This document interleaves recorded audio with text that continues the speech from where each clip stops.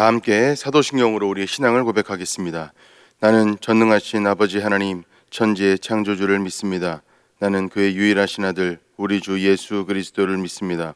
그는 성령으로 잉태되어 동정녀 마리아에게서 나시고 본디오 빌라도에게 고난을 받아 십자가에 못 박혀 죽으시고 장사된 지 사흘 만에 죽은 자 가운데서 다시 살아나셨으며 하늘에 오르시어 전능하신 아버지 하나님 우편에 앉아 계시다가 거기로부터 살아있는 자와 죽은 자를 심판하러 오십니다.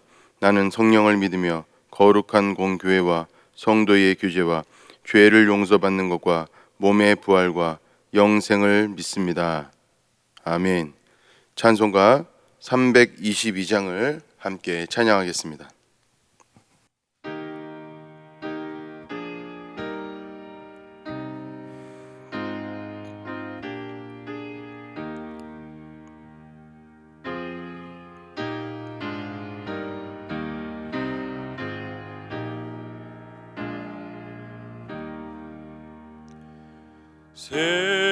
세상의 헛된 신을 버리고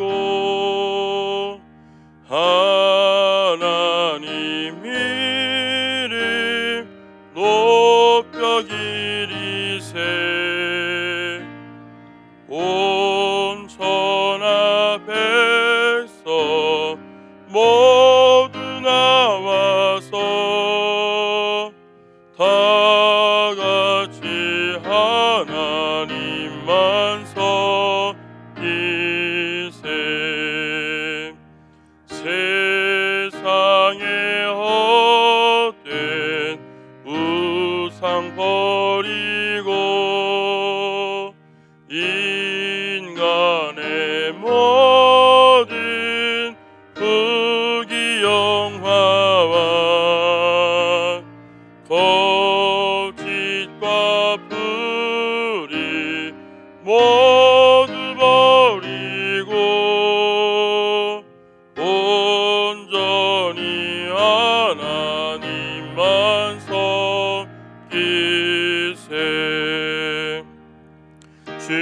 주님의 백성 서로 헤아려 시기와 미움 아주 버리고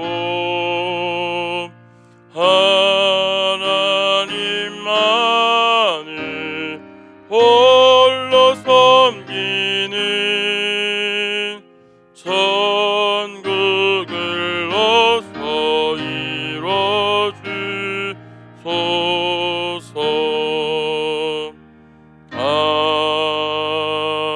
아멘. 다 함께 일구기도를 드리겠습니다. 하늘에 계신 하나님 아버지, 우리 모두가 합심하여 드리는 이 기도를 들으시고 응답하사 크신 영광을 드러내 주소서. 대통령과 위정자들이 하나님을 경외하고 국민을 잘 섬기며 국정을 잘 돌보게 하소서. 사회 곳곳에 정의가 물같이 공의가 마르지 않는 강같이 흐르게 하소서.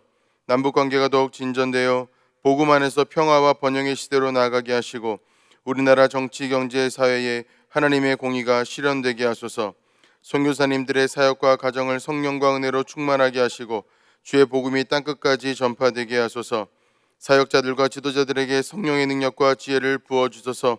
양육, 섬김, 전도로 하나님의 비전을 이루는 교회가 되게 하소서. 구원받는 성도들이 날마다 더해가게 하시고 말씀의 능력을 삶에서 체험함으로 예수 그리스도가 증거되는 교회가 되게 하소서. 모든 예배와 사역이 성령의 인도로 은혜와 열매가 풍성하게 하소서.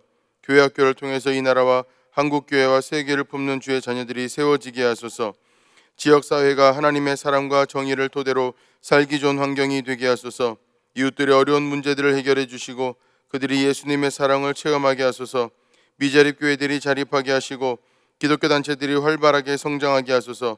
필리핀 교회, 몽골 교회, 중국인 모임이 은혜 가운데 성장하게 하소서. 주일 성수 11조 사역 참여로 하나님께 영광을 돌리는 가정이 되게 하소서. 고난 중에 낙심하지 않고 믿음으로 극복하여 하나님의 복을 누리게 하소서. 일터 위에 은혜를 베풀어 주셔서 11조가 100만원, 1000만원, 1억원 이상 되게 하소서. 가족들이 주 안에서 사랑하게 하시고 믿음의 유산이 상속되어 자녀들이 번성하게 하소서. 이 모든 간구를 예수님의 이름으로 기도합니다. 아멘. 이 시간 하나님께서 주시는 말씀은 신명기 6장 10절에서 19절까지의 말씀입니다. 신명기 6장 10절에서 19절까지의 말씀을 받들어 읽겠습니다. 내 하나님 여호와께서 내 조상 아브라함과 이삭과 야곱을 향하여 내게 주리라 맹세하신 땅으로 너를 들어가게 하시고 내가 건축하지 아니한 크고 아름다운 성읍을 얻게 하시며 내가 채우지 아니한 아름다운 물건이 가득한 집을 얻게 하시며 내가 파지 아니한 우물을 차지하게 하시며 내가 심지 아니한 포도원과 감람나무를 차지하게 하사 내게 배불리 먹게 하실 때에 너는 조심하여 너를 애굽 땅 종되었던 집에서 인도하여 내신 여호와를 잊지 말고 내 하나님 여호와를 경외하며 그를 섬기며 그의 이름으로 맹세할 것이니라. 너희는 다른 신들 곧 내 사면에 있는 백성의 신들을 따르지 말라. 너희 중에 계신 너희의 하나님 여호와는 질투하시는 하나님이신즉 너희의 하나님 여호와께서 내게 진노하사 너를 지면에서 멸절시키실까 두려워하노라. 너희가 마사에서 시험한 것 같이 너희의 하나님 여호와를 시험하지 말고 너희의 하나님 여호와께서 너희에게 명하신 명령과 증거와 규례를 삼가 지키며 여호와께서 보시기에 정직하고 선량한 일을 행하라. 그리하면 내가 복을 받고 그 땅에 들어가서 여호와께서 모든 대적을 내 앞에서 쫓아내시겠다고 내 조상들에게 맹세하신 아름다운 땅을 차지하리니 여호와의 말씀과 같으니라. 아멘.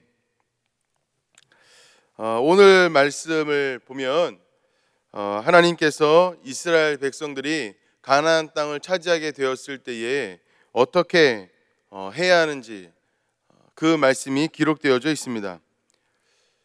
지금 이 신명기는 모압 평지에서 기록되고 있습니다.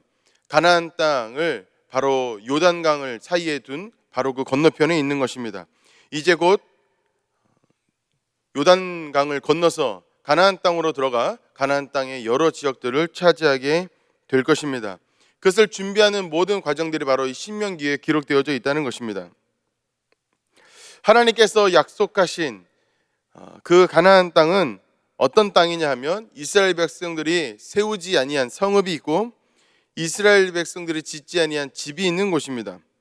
이 집은 그저 집만 있는 것이 아니라 살 모든 것이 갖추어져 있는 집입니다.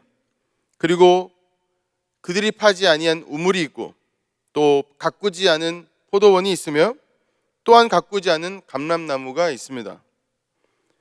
완벽한 삶의 터전, 이것이 바로 하나님께서 이스라엘 백성들에게 약속하신 가나안 땅의 모습이다라는 것입니다.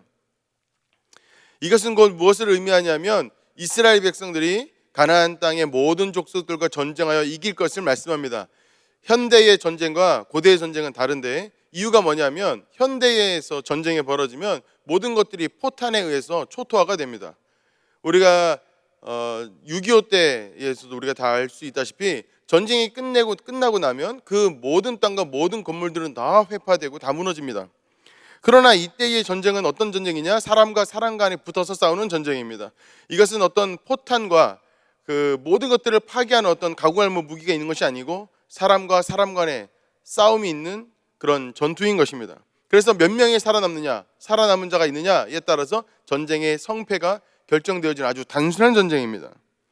그러니까 지금 하나님께서 약속하시는 것은 뭐냐 하면 너희가 전쟁에서 이기게 될 것이고 그 땅에 원래 있었던 원주민들을 다 몰아내고 그 땅을 차지하게 될 것이다. 이렇게 말씀하고 계시다는 것이죠. 우리가 볼 때 어떻게 짓지도 않은 성읍이 있고 어떻게 짓지도 않은 집이 있으며 어떻게 파지 않은 우물이 있고 가꾸지 않은 그런 포도원과 감람나무가 있느냐, 와 신기하다, 모든 것들이 다 완비되어 있네, 이렇게 생각할지 모르겠지만 이때 당시의 전쟁은 원래 그랬습니다. 항상 그랬던 것이죠. 근데 지금 이 본문에서 그래서 우리가 처음 이 10절의 말씀과 11절의 말씀을 읽으면서 이야 진짜 이스라엘 백성 좋겠다 이렇게 생각하면서 이렇게 처음에는 이제 이 성경을 읽게 되는데 정말로 핵심은 그 다음에 있다는 것이 아주 중요합니다. 그 땅을 차지하는 것, 그것도 중요하죠. 아주 중요한 일입니다. 그러나 그것보다 더 중요한 게 있다는 것이죠. 그것은 뭐냐면 그 땅에서 어떻게 살 것인가, 바로 그 문제라는 것입니다. 그러니까 진짜 문제는 지금부터다 이것이죠. 시험 과목이 10과목을 봐서 총 평균으로 예를 들어서 당락을 결정한다고 하십시다. 근데 어떤 사람이 시험 한 과목을 보았습니다. 잘 보았습니다. 그래서 이제는 됐다라고 생각한다면 그 사람은 어떻게 되겠습니까? 아직 시험은 끝나지도 않았습니다. 제대로 시작도 안 했죠. 그러나 시작하지도 전에 끝났다고 생각하면 그 시험은 망치는 것이죠. 하나님께서는 그와 같은 실수를 하지 말라고 이스라엘 백성에게 지금 말씀하고 있다는 것입니다. 너희가 그 땅을 다 차지하게 될 것이고 그 땅이 너희가 눈이 크게 떠질 만큼 휘둥그레질 만큼 어마어마한 것들이 그 땅에 다 있는데 중요한 건 그것이 아니라 앞으로 너희가 어떻게 살아야 할 것이냐, 이게 중요하다는 것입니다. 여러분, 이 말씀이 현대를 사랑하는 우리에게 굉장히 중요한 그 의미로 우리에게 다가옵니다. 우리에게 아주 중요한 메시지를 줍니다. 그 이유는 무엇입니까? 구원 받았다고 끝난 것이 아니라는 것입니다.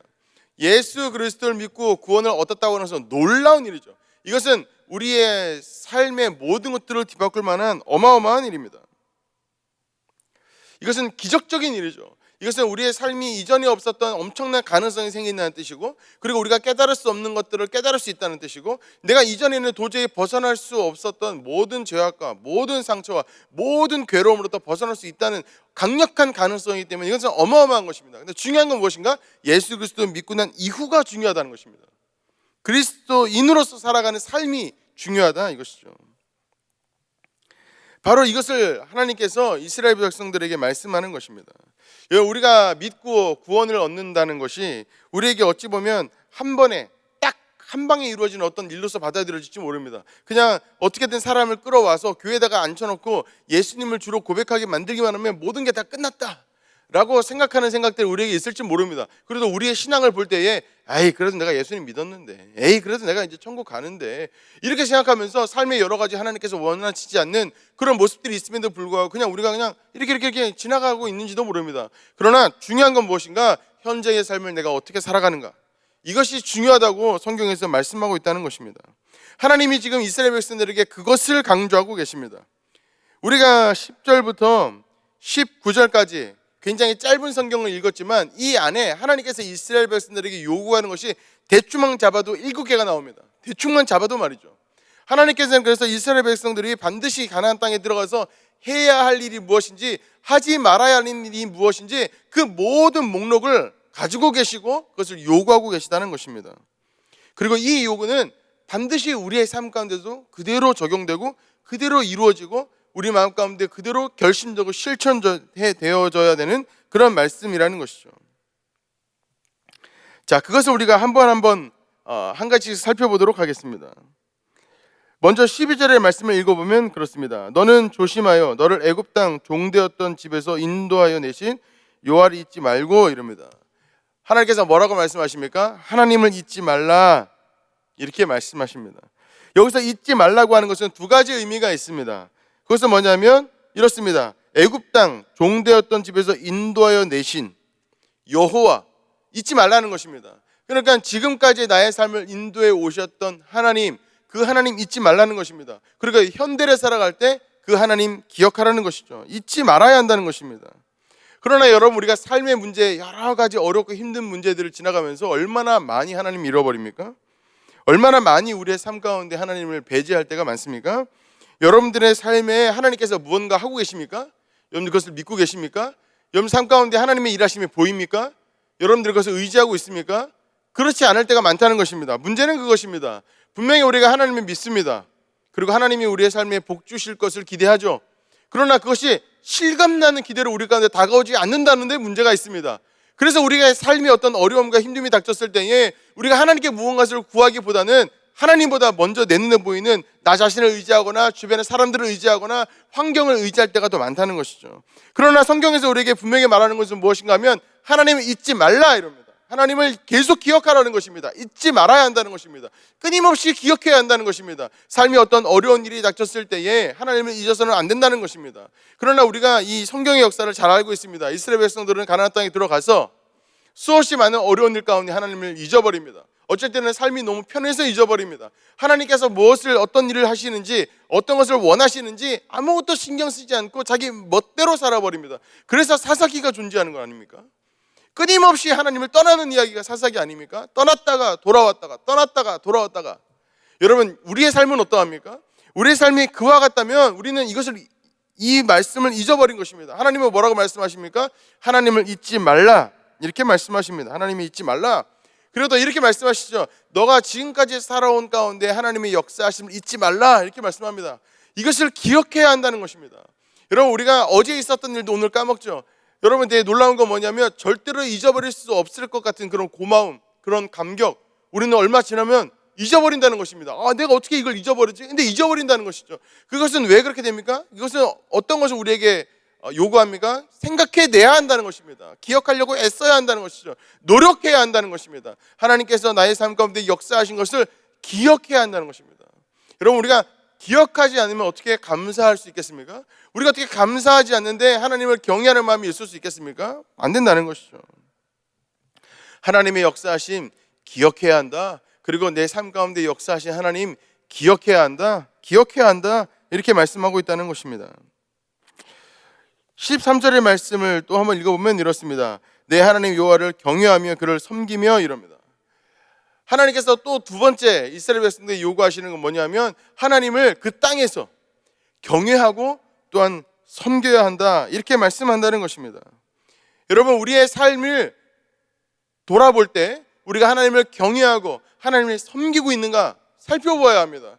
오히려 하나님이 우리를 섬기죠. 우리가 그것을 원하지 않습니까? 내가 내 삶 가운데 열심히 하나님께 헌금도 하고 나름대로 교회 출석도 하고 예배도 드리고 어떤 분들은 봉사도 하고, 그러니 이제는 하나님이 나를 섬겨야지, 하나님이 나에게 어떤 복을 주셔야지, 내가 이렇게까지 했는데 내 삶이 어떻게 이렇게 어렵고 힘든 일들이 닥칠 수 있는가, 이런 생각 우리가 정말 많이 하지 않습니까? 그러나 하나님께서 우리에게 분명히 말씀하시는 것, 우리의 삶에 늘 하나님을 경외하며 섬겨내는 모습들이 있어야 한다는 것입니다. 그 마음이, 그 진실된 마음이 우리 삶 가운데 있어야 한다는 것입니다. 하나님 우리에게 분명히 요구합니다. 너가 그 땅 가운데 살아갈 때에 구원받고 구원받는 자로 살아갈 때에 반드시 해야 되는 것이 있는데, 그것은 무엇인가 하면 하나님을 경외하고 하나님을 섬기는 일이다, 이것입니다. 여러분들은 하나님을 어떻게 섬기고 계십니까? 매 주일마다 하나님께 예배하는 것으로 이 정도면 충분히 섬기고 있지라고 생각하십니까? 아니, 그렇지 않습니다. 매일 섬겨야 합니다. 매일 끊임없이 하나님을 잊지 말고 섬겨야 합니다. 이것이 바로 하나님께서 우리에게 주신 계명입니다. 이것이 바로 하나님께서 우리에게 주신 명령이죠. 절대로 잊지 말아야 한다는 것입니다. 그리고 반드시 하나님을 경외하는 삶을 살아야 하고 하나님을 섬기는 삶을 살아야 하는 것입니다. 하나님의 일을 하라, 이렇게 말씀하시는 것이죠. 하나님의 일을 하라. 하나님을 믿는 것이 어느 순간 우리에게 어떤 취미생활 같이 되었습니다. 해도 되고 안 해도 되는 일이 되었죠.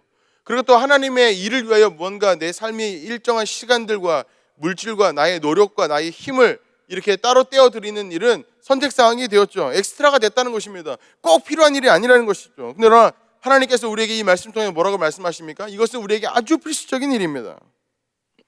하나님의 일을 하고 하나님을 경외하고 주님을 섬기는 일보다 나의 삶 가운데 중요한 것이 없다고 해야 합니다. 그것이 바로 이 말씀의 뜻입니다. 어느 순간에 우리에게 이 말씀은 그런 말씀이 아니게 되었어요.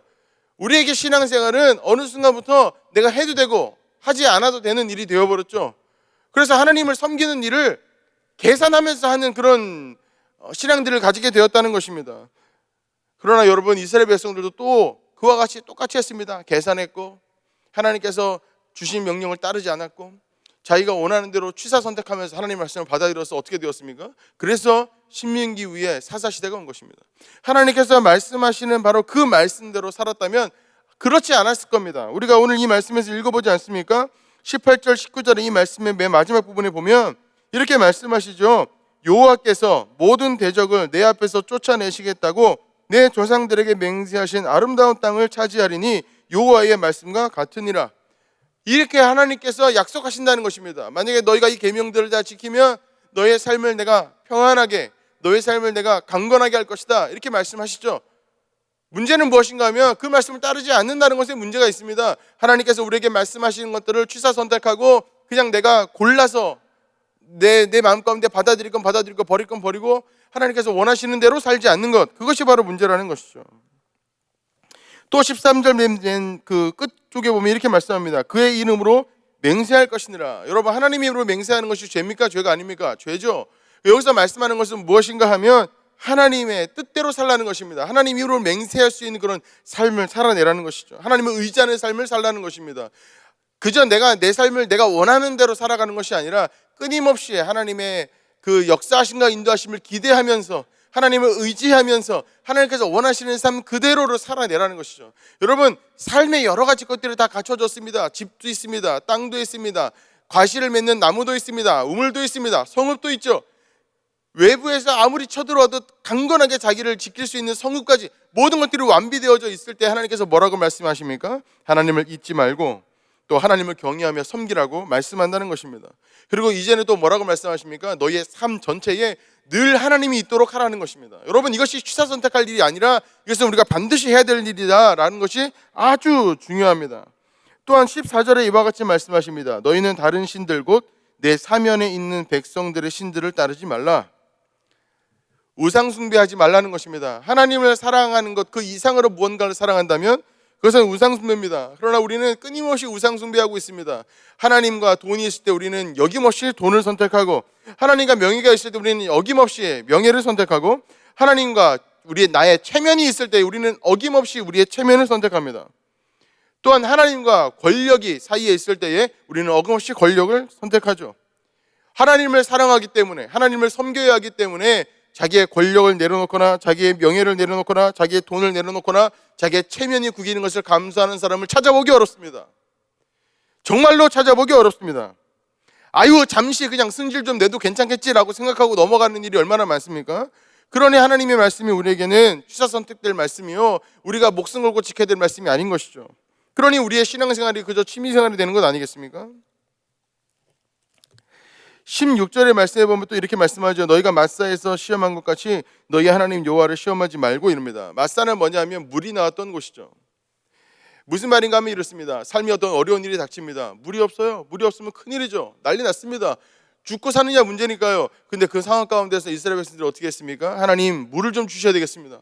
우리가 너무너무 어렵습니다 라고 기도하지 않고 하나님을 원망하고 모세를 원망하고 우리가 왜 여기까지 와가지고 목말라 죽어야 하느냐고 그렇게 했다는 것이죠. 하나님을 따르는 삶, 하나님께서 그동안에 인도하셨던 모든 것들을 다 뒤집었고 하나님을 아주 포악하고 아주 사람들을 괴롭게 하는 앞뒤 분간하지 못하는 그런 신으로 만들어버렸다는 것입니다. 모세는 그의 하수인으로 만들어버렸죠. 죽어도 마땅한 인간으로 만들었다는 것이죠. 그와 같은 신앙생활을 하지 말라는 것입니다.